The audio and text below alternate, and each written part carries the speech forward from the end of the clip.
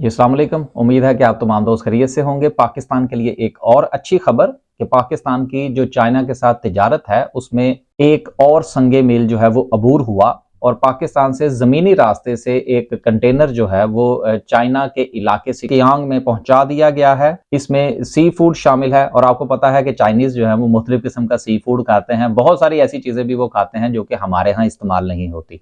तो ये एक बहुत अच्छी खबर है। अब इसका फ़ायदा क्या होगा और क्या पहले पाकिस्तान की जो है वो समुद्री रास्ते से चाइना के साथ जो तिजारत थी वो नहीं थी, यकीनन थी, लेकिन ज़मीनी रास्ते में और जो समुद्री रास्ता है उसमें बहुत फ़र्क है।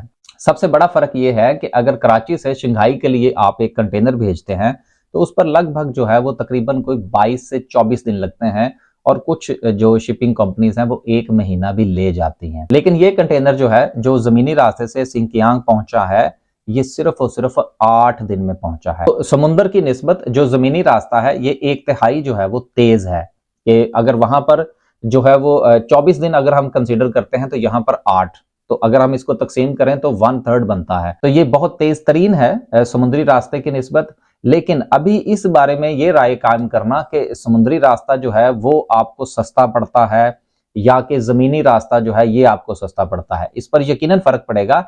लेकिन आप इस चीज को मत भूलिए कि बिजनेस के चंद असूलों में से एक असूल ये भी है कि जब आप किसी से कोई भी चीज खरीदते हैं तो उसमें जो डिलीवरी टाइम है वो बहुत ज्यादा अहमियत रखता है। मिसाल के तौर पर अगर आपका एक सप्लायर है जो कि कराची में बैठा है और उसी इलाके के अंदर आपका एक और सप्लायर भी है और आप उन दोनों के साथ जिस वक्त रब्ता करते हैं तो एक कहता है जी कि मैं 3 दिन में माल पहुंचा दूंगा और दूसरा जो है वो कहता है जी मैं 10 दिन में पहुंचाऊंगा। अब आपने ये देखना है कि एक 3 दिन में पहुंचाएगा, दूसरा 10 दिन में पहुंचाएगा। गो के हो सकता है कि जो 3 दिन में दे वो थोड़ा सा माल आपको महंगा दे रहा हो, लेकिन आपने अपने बिजनेस के जो हकायक हैं, जो बिजनेस की जो जरूरियात हैं उसको मद्देनजर रखते हुए काफी चांसेस हैं कि आप थोड़ा महंगा माल खरीद लें, लेकिन आपको माल जल्दी चाहिए और आगे जो है वो आपकी जो कमिटमेंट्स हैं आप उसको पूरा कर सकें, या आपके यहाँ जो बिजनेस का जो सर्कल है उसको मद्देनजर रखते हुए आपको 3 दिन का जो टाइम है वो सूट करता है। तो लिहाजा ये बिजनेस के जो डायनामिक्स हैं इसमें जो डिलीवरी टाइम है ये बहुत अहमियत रखता है।